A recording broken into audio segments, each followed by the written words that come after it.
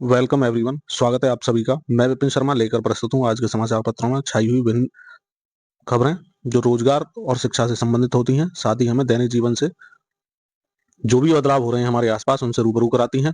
तो पहली खबर है जो आप स्क्रीन पर देख पा रहे होंगे, बात व एसएमएस के लिए विशेष रिचार्ज कूपन।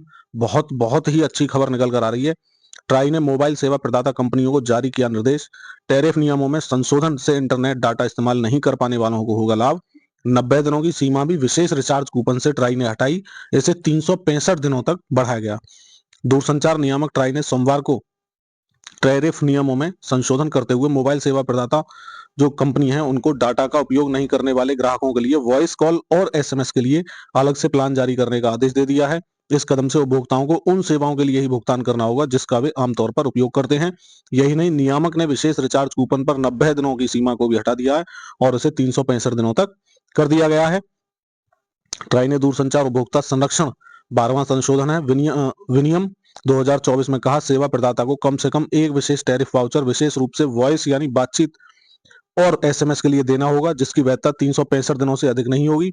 दूरसंचार नियामक के अनुसार उसका विचार है कि बातचीत और एसएमएस के लिए अलग से विशेष रिचार्ज कूपन होने चाहिए। ट्राई को इससे संबंधित परामर्श प्रक्रिया के दौरान कई तरह के विचार मिले।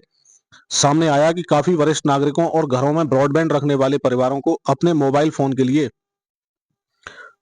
डाटा पैकेज की अलग से आवश्यकता नहीं पड़ती है। नियामक ने दूरसंचार कंपनियों को किसी भी मूल्य के रिचार्ज वाउचर जारी करने की भी अनुमति दी है, मगर उन्हें कम से कम 10 रुपए का रिचार्ज कूपन भी जारी करना होगा।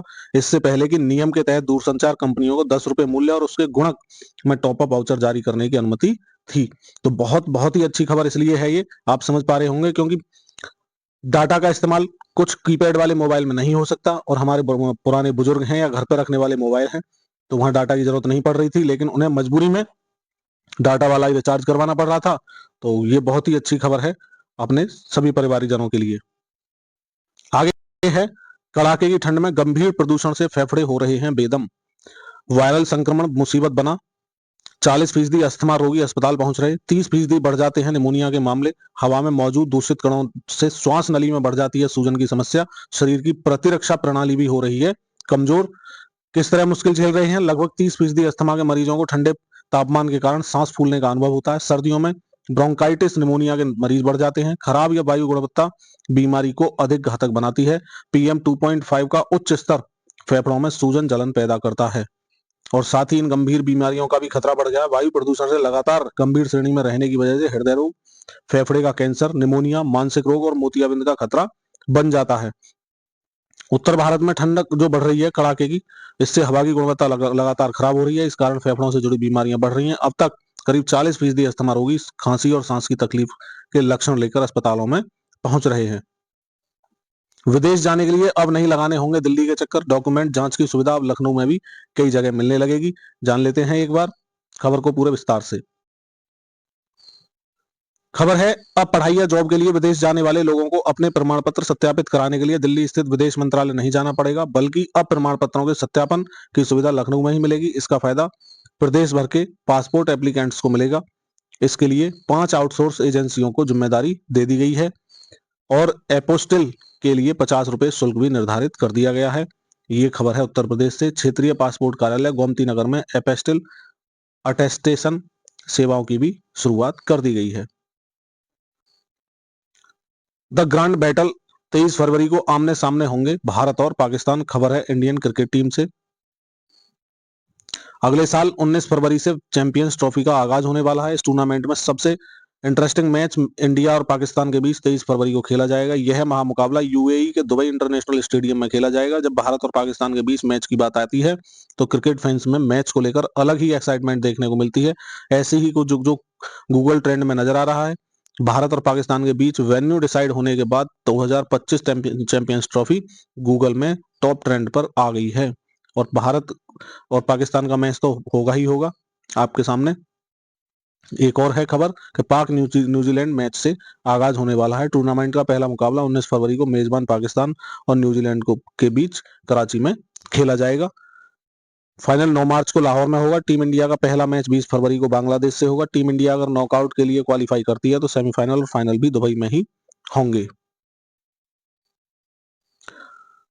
आगे खबर है 5वीं और 8वीं क्लास में फेल तो नहीं हो पाएंगे प्रमोट, केंद्र ने खत्म की नो डिटेंशन प्रणाली, 2019 में की गई थी लागू। अब इसका मतलब यह है जो पढ़ेगा वही पास होगा। अब केवल पास ही नहीं होना, अच्छे मार्क्स भी लाने हैं। 16 राज्यों 2 केंद्र शासित प्रदेश में पहले से ही ये लागू। केंद्र सरकार ने नो डिटेंशन पॉलिसी को खत्म कर दिया। अब कक्षा 5वीं और 8वीं में फेल होने वाले स्टूडेंट को अगले क्लास में प्रमोशन नहीं मिलेगा। हालांकि असफल जो छात्र होंगे, जो फेल होंगे, उनको दोबारा परीक्षा देने का मौका जरूर दिया जाएगा। नई नीति का उद्देश्य शिक्षा की गुणवत्ता में सुधार और छात्रों की सीखने की क्षमता को बेहतर बनाना है।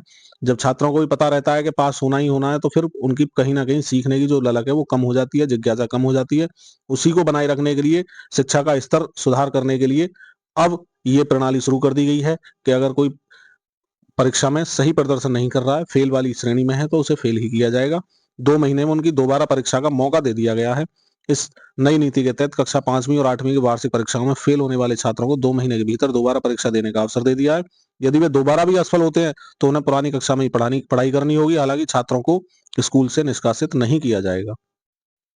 उद्देश्य यही है, विश्व स्तर क्या शिक्षा का स्तर सुधारने की कोशिश की जा रही है। शिक्षकों की भूमिका इसमें अहम होने वाली है। डीएलएड प्रशिक्षण के लिए 26 दिसंबर को जारी होगी मेरिट लिस्ट। प्रशिक्षण संस्थान आवंटन के तहत 30 दिसंबर से ऑनलाइन भरे जाएंगे विकल्प। डीएलएड प्रशिक्षण 2024 में ऑनलाइन आवेदन करने वाले 3,25,769 अभ्यर्थियों को मेरिट टेस्ट या स्टेट रैंकिंग 26 दिसंबर की दोपहर वेबसाइट पर आ जाएगी। खबर है उत्तर प्रदेश से, updled.gov.in पर जारी कर दी जाएगी। ये प्रशिक्षण संस्थान आवंटन के तहत अभ्यर्थी विकल्प भरने के लिए 30 दिसंबर से आवेदन कर सकेंगे। आवेदन की प्रक्रिया रैंकवार 3 चरणों में होने वाली है। सचिव परीक्षा नियामक प्राधिकारी अनिल भूषण चतुर्वेदी जी के अनुसार रैंक 1 से 2,40,000 तक के अभ्यर्थियों को प्रशिक्षण संस्थान का विकल्प भरने के लिए 5,000 रुपए का ऑनलाइन भुगतान करना होगा। 30 दिसंबर से 2 जनवरी तक वेबसाइट पर आवेदन करने वाले रैंक 1 से 20,000 तक के अभ्यर्थियों के संस्था आवंटन का प्रकाशन 3 जनवरी को होगा। 3 से 8 जनवरी तक रैंक 20,000 1 से 1 लाख तक आवेदन करने वाले अभ्यर्थियों के संस्था आवंटन का प्रकाशन 9 से 14 जनवरी तक। रैंक 1 लाख 1 से 2,40,000 तक आवेदन करने वाले अभ्यर्थियों के संस्था आवंटन का प्रकाशन 15 जनवरी को होने वाला है। पहले या दूसरे चरण में विकल्प न भर पाने वाले ऐसे अभ्यर्थी जिनका संस्था आवंटन न हुआ हो, वे अगले चरण में आवेदन कर सकेंगे। तो ये रिपोर्ट है अगर आप एडमिशन लेना चाह रहे हैं डीएलएड प्रशिक्षण कोर्स में। एलटी ग्रेड चयनितों की नियुक्ति प्रक्रिया शुरू कर दी गई है। 511 अभ्यर्थियों की नियुक्ति का मामला था। उत्तर प्रदेश लोक सेवा आयोग ने एलटी ग्रेड शिक्षक भर्ती का विज्ञापन वर्ष 2018 में, प्रवक्ता भर्ती का विज्ञापन 2020 में जारी किया था। दोनों ही भर्ती परीक्षाओं की पहली मेरिट में चयनित अभ्यर्थियों को नियुक्ति मिलने के बाद रिक्त रह गई सीटों के भरने के लिए आयोग ने द्वितीय अवशेष श्रेष्ठता सूची जारी की थी, जिसमें चयनित अभ्यर्थियों के अभिलेख सत्यापन के बाद आयोग ने 511 अभ्यर्थियों की नियुक्ति की संस्तुति माध्यमिक शिक्षा विभाग को भेजी थी। तो कांग्रेचुलेशन उन सभी के लिए जो अभ्यर्थी चयनित हुए हैं इन 511 पदों पर। इसी के साथ आज का न्यूज सेशन यही समाप्त होता है। मैं विपिन शर्मा लेता हूं आपसे विदा, पर उसे विदा लेने से पहले मैं आपको बता दूं, अगर आपको हमारा सेशन पसंद आ रहा है तो वीडियो को लाइक कर दें, चैनल सब्सक्राइब कर लें, जिससे आने वाले टाइम में सारी वीडियो मिले। कमेंट बॉक्स में जाकर के कमेंट करके भी बता सकते हैं आपको ये सेशन हमारा कैसा लग रहा है, जिससे कि उस कमेंट्स को बाकी जो लोग भी देख सकें और ज्यादा से ज्यादा लोग अपने को अप टू डेट रखें रोजाना प्रकाशित होने वाली खबरों से। जय हिंद, जय भारत, वंदे मातरम।